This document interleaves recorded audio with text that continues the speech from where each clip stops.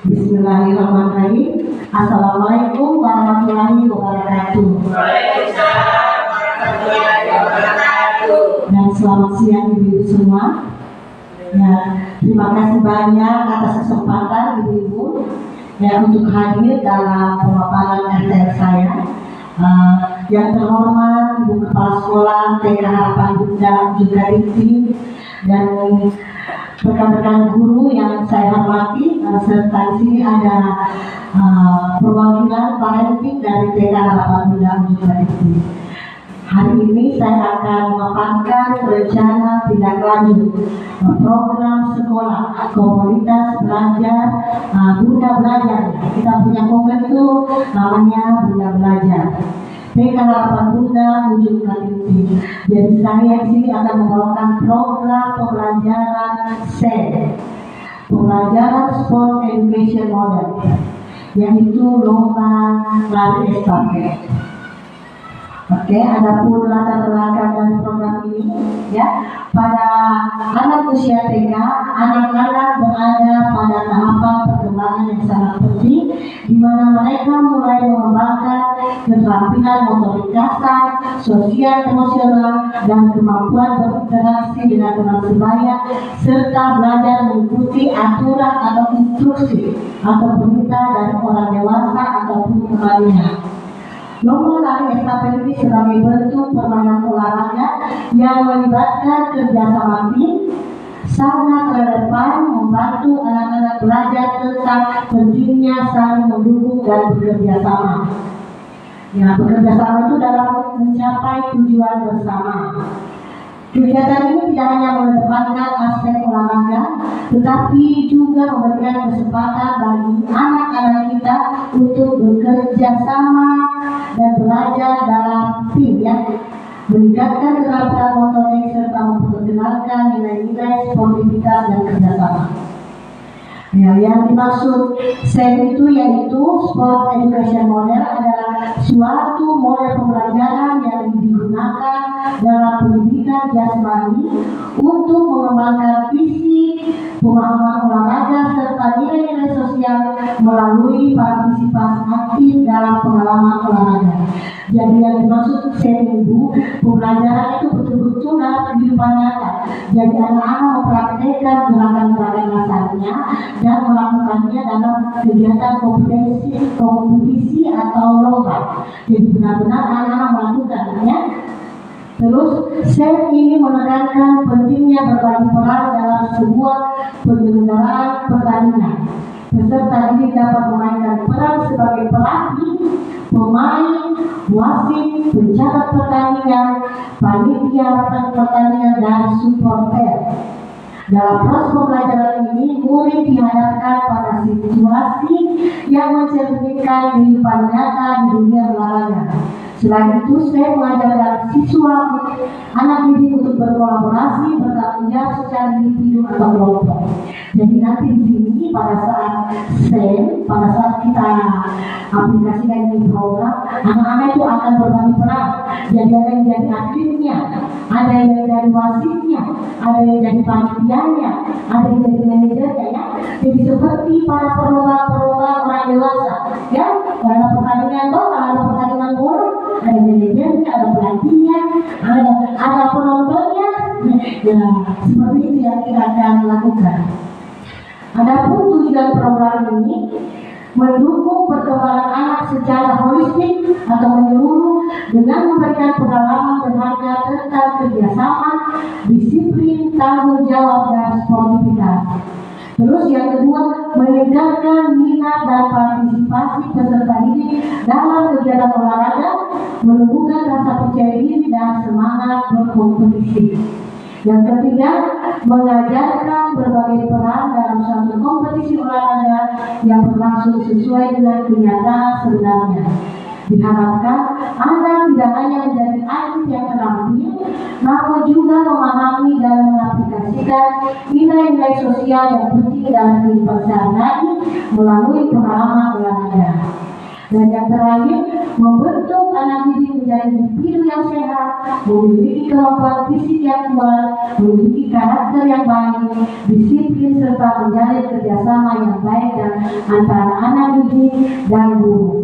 Yang diharapkan nanti semua anak didik itu ikut berpartisipasi dalam olahraga ini dan sesuai dengan kemampuan anak ya. Jadi kalau kita di TK itu diukur dari kemampuan sesuai perkembangan anak ya usianya.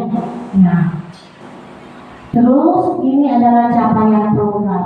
Yang pertama itu pengembangan keterampilan individu dan kelompok tentang aturan teknik dasar dan estafet seperti bagaimana cara yang berlari, terus memegang tongkat, terus memindahkan tongkat. Dan ini kita akan modifikasi sesuai untuk anak TK ya. Bisa kita gunakan pita atau bendera. Terus yang kedua, anak memahami pentingnya menjaga kesehatan dan kebugaran melalui partisipasi aktif dalam kegiatan olahraga. Jadi nanti ini anak-anak dan usia ini terbiasa untuk ikut olahraga. Nah, jadi tidak saja kognitifnya kita kembangkan, tapi kemampuan psikomotoriknya juga kita kembangkan. Yang ketiga, anak dapat bekerja sama dalam tim untuk mencapai tujuan bersama dan menyelesaikan tugas-tugas yang diberikan. Jadi diharapkan anak-anak ini melakukan peran dan tugasnya dengan penuh tanggung jawabnya. Ya, berikut adalah langkah-langkah pelaksanaan program. Yang pertama itu diskusi dengan kepala sekolah dan rekan guru terkait dengan program ini. Nah, jadi kita akan sudah ya beberapa hari yang lalu kita sudah diskusikan kegiatan yang akan kita laksanakan ini. Terus diskusi dengan peserta ini terkait dengan kompetisi untuk mengakomodir pilihan suara dan kepemilikan. Jadi kita butuh suaranya anak-anak ya, bagaimana nanti mereka berbagi peran ya. Siapa tahu ada yang mau jadi atlet, ada yang mau jadi manajernya, ada yang mau jadi wasitnya ya. Disinilah berbagi perannya. Terus pembagian timnya ini akan disesuaikan dengan kelompok usia ya. Dan beberapa peserta, umpamanya dalam satu tim itu terdiri dari 5 orang anaknya. Oke. Terus peserta didik melakukan latihan intensif teknik dasar lari estafet. Jadi sebelum program ini dilaksanakan, kita adakan dulu simulasi yang latihan.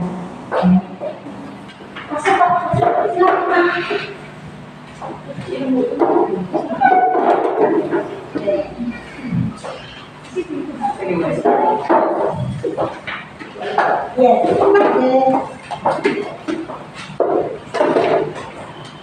Terus, Waalaikumsalam warahmatullahi wabarakatuh. Selamat masuk Pak. Ya, bersama. Ya, selamat datang Bapak Ibu perjuangan kita yang dari Ibu David dan Ibu Nur Hayati sebagai Ketua Parenting TK Harapan Bunda juga di sini. Jadi saya lanjut Pak ya, Ibu. Jadi kita awali lagi dulu ya. Jadi, oke. Berikut adalah langkah-langkah pelaksanaan program. Yang pertama itu diskusi dengan kepala sekolah dan rekan guru terkait program ini. Jadi beberapa hari yang lalu kita lakukan ini diskusi dengan rekan guru dan kepala sekolah. Yang kedua, diskusi dengan peserta didik terkait dengan kompetisi yang ini untuk mengakomodir pilihan suara dan kepemilikan. Seperti yang saya bilang tadi, suara kita dan kita itu kita dengarkan. Jadi nanti mereka akan berbagi peran. Ada yang mau jadi atlet, ada yang mau jadi wasitnya, ada yang jadi manajernya, dan bahkan ada yang jadi penontonnya ya.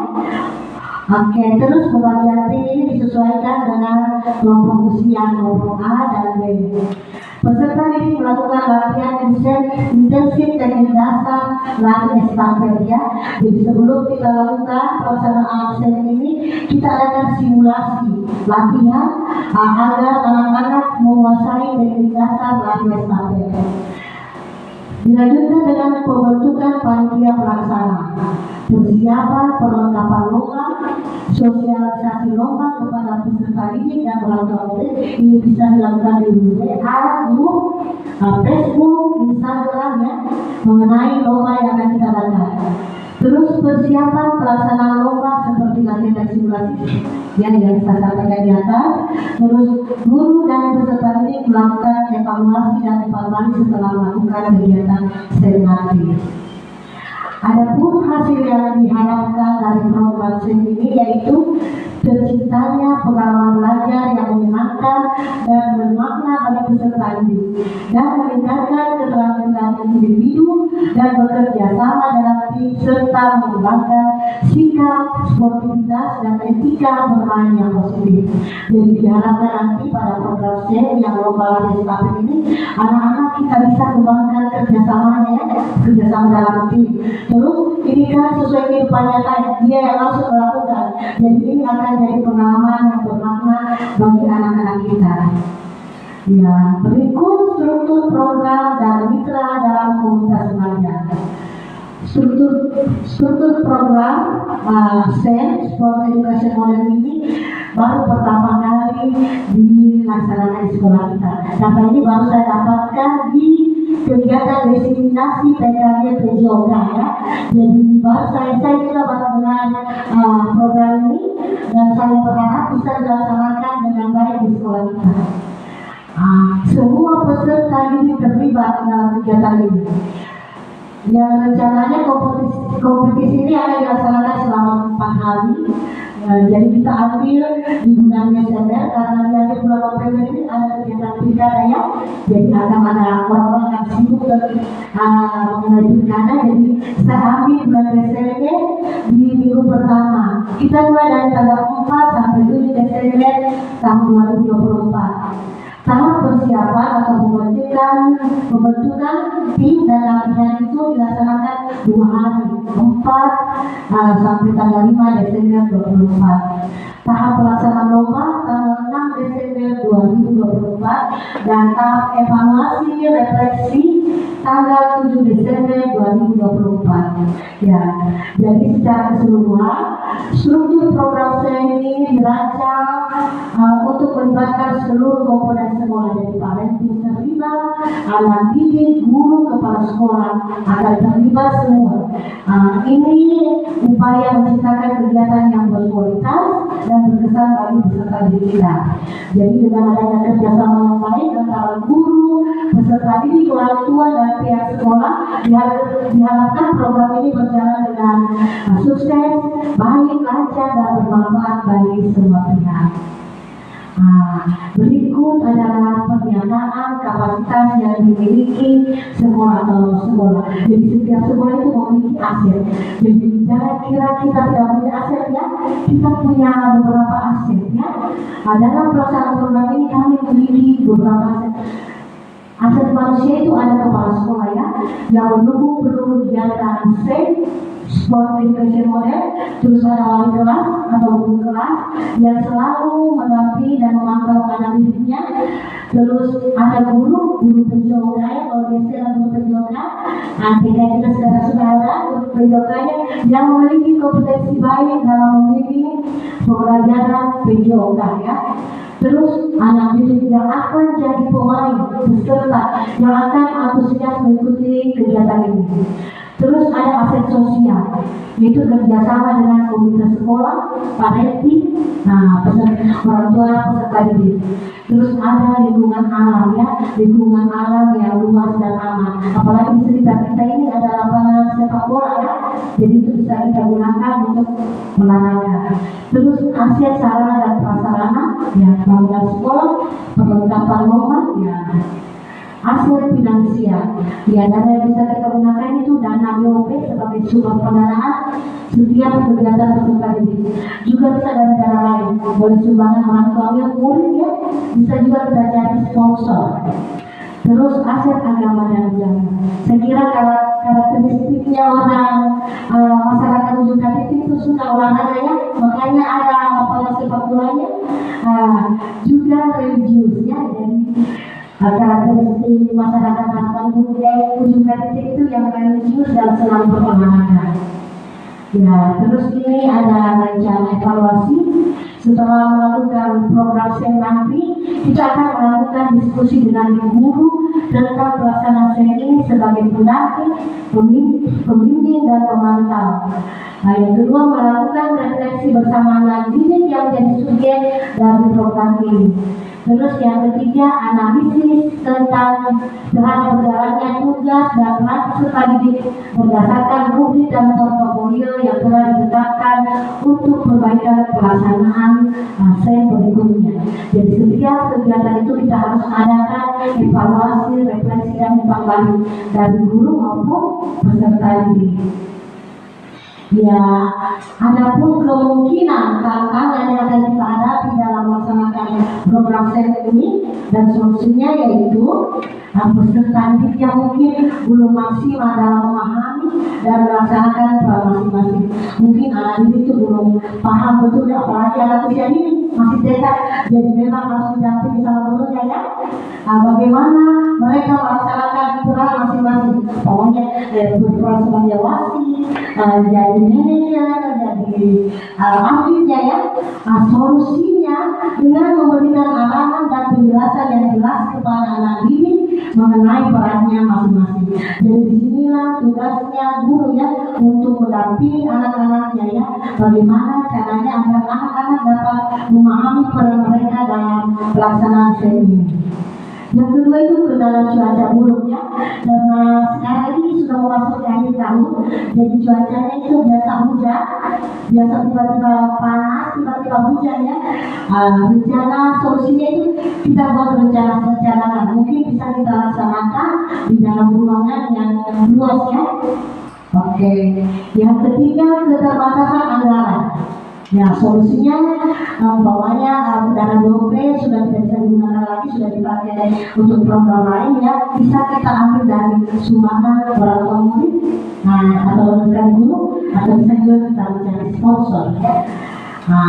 Namun dengan perencanaan yang matang serta kerjasama yang baik, kita dapat mengatasi berbagai tantangan yang akan muncul dalam program pelaksanaan SEM Sport Education Model ini. Semoga program ini dapat berjalan lancar dan memberikan manfaat bagi peserta didik kita ya. Dan itu sudah slide terakhir ya. Terima kasih banyak ya. Terima kasih banyak atas perhatiannya. Dan siapa tahu ada masukan atau pertanyaan dari Bapak Ibu, saya persilakan. Dari Bapak sekolah ada masukan atau saran?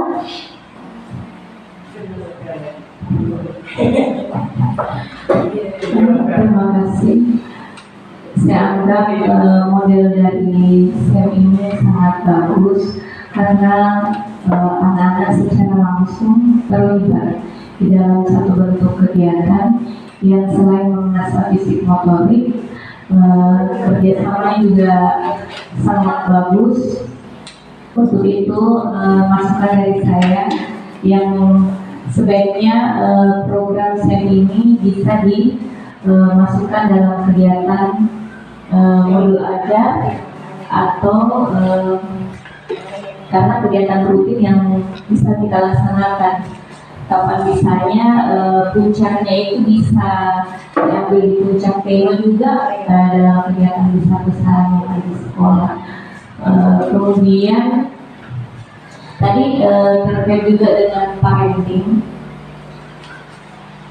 Di sini di sekolah kita kan memang terlibat parenting, ada grup parenting.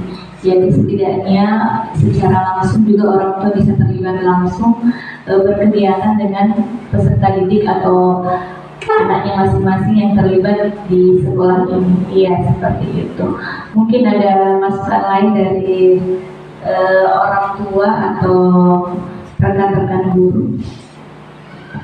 Ada lagi? Apa?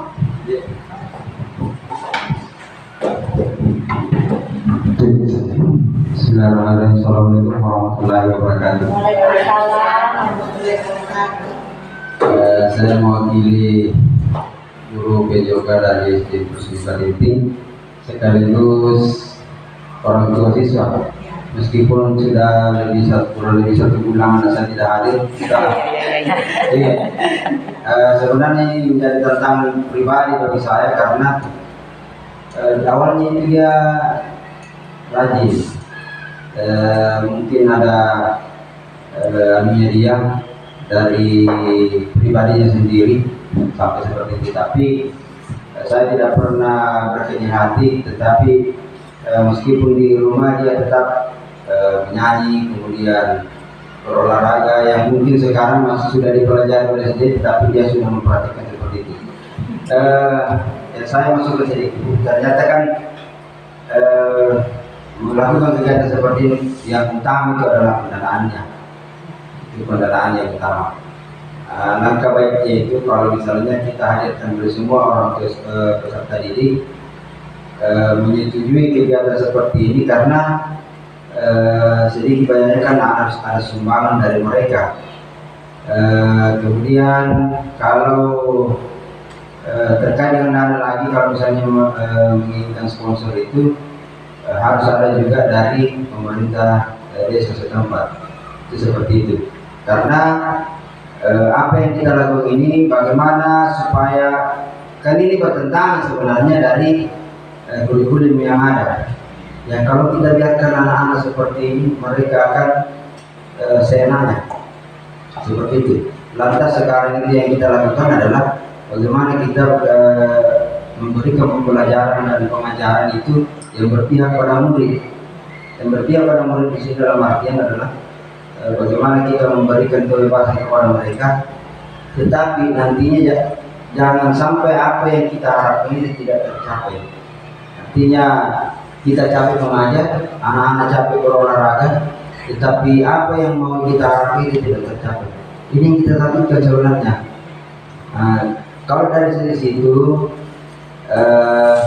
betul apa yang yang dikatakan ibu tadi, bahwa perkembangan motorik, emosional, kemudian karakter anak-anak yang lebih penting. Karena apa? Dari karakter ini mereka bisa memiliki adab, karena dari ilmu itu kan buta juga kalau misalnya tidak beradab. Saya kira itu Bu, mudah-mudahan apa yang akan kita lakukan bisa terlaksana dengan baik dan berjalan dengan baik. Sukses dan salam bahagia. Terima kasih Bu. Assalamualaikum warahmatullahi wabarakatuh. Waalaikumsalam warahmatullahi wabarakatuh. Terima kasih Ibu Kepala Sekolah dan Bapak Surat Tenaga. Jadi mengenai program ini bisa dilaksanakan tidak masuk di intrakurikuler tapi di kokurikuler. Jadi sudah selesai semua pembelajarannya, diadakan bisa berupa proyek P5. Diadakan ini atau di akhir semester, ya. Terus yang seperti masukan dari Bapak tentang pengelolaan dananya nanti, ini kan ada ini program yang saya akan lakukan, jadi nanti akan disosialisasikan orang tua murid, nanti akan didapatkan, didiskusikan mengenai dananya. Kalau memang sekolah tidak mampu, kita bisa meminta sumbangan dari orang tua. Kalau nggak bisa, nanti kita cari sponsor lagi, ya gitu. Terus ya disinilah pembelajaran ini, anak ini, saya ini berdasarkan dengan kehidupan nyata. Jadi anak-anak kita tidak ajarkan saja teori, semuanya caranya berlari ya, oke ya, kita praktik berlari, tapi bagaimana teknik lari itu diterapkan di kehidupan nyata melalui perlombaan lari estafet ini. Jadi anak-anak berperan langsung ya, bagaimana mereka bekerja sama dalam tim ya. Apa kan di olahraga ya, jadi bagaimana kalau lari estafet itu kan kerjasama tim, tidak hanya dia berlari sendiri, tapi bagaimana caranya dia mengoper tongkat, menyerahkan tongkat kepada temannya yang lain untuk melanjutkan lagi ya, untuk sampai ke finish ya. Tadi saya sudah paparkan ini ya. Ini ada sosialisasi lomba yang kita akan adakan kepada orang tua nanti ya. Nanti kita akan bicarakan juga kepada pihak sekolah apa ada dananya atau tidak. Tapi kita usahakan berjalan sesuai dengan kemampuan kita. Ini tidak usah terlalu, yang penting ini terlaksana. Dan ini kan hanya di lingkungan sekolah saja, bukan pertandingan melawan sekolah lain, tapi di komunitas sekolah kita sendiri. Saya kira itu saja. Ada tambahannya lagi? Oh iya, oke, terima kasih. Saya ucapkan terima kasih banyak kepada Bapak dan Ibu telah hadir di tempat ini dalam mendengarkan pemaparan saya tentang rencana tindak lanjut Rencana tindak lanjut program sekolah komunitas belajar Bunda Belajar ya tentang pembelajaran sport edukasi yang modern. Saya mengucapkan banyak terima kasih dan saya mohon maaf bila ada kata-kata yang tidak berkenan. Wabillahi taufiq wal hidayah. Assalamualaikum warahmatullahi wabarakatuh. Waalaikumsalam warahmatullahi wabarakatuh.